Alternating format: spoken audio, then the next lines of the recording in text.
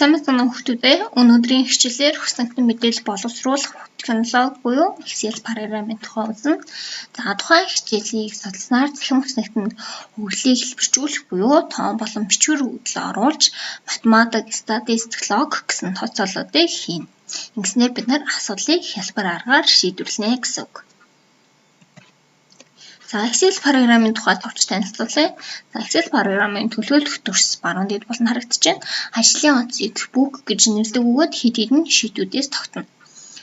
За тухайн файлын өргөтгөл нь XLSX гэсэн өргөтгөлтэй байдаг.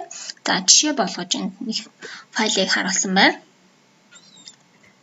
За цонх нэгтийн элементүүдтэй бүгдээрээ танилцъя.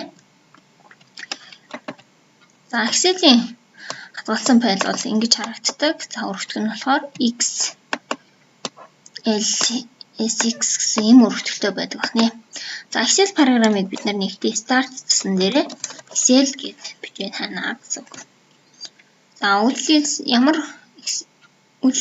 хамаарат Excel-үүд нь өөр байна. Багшийн хувьд 2013 байна.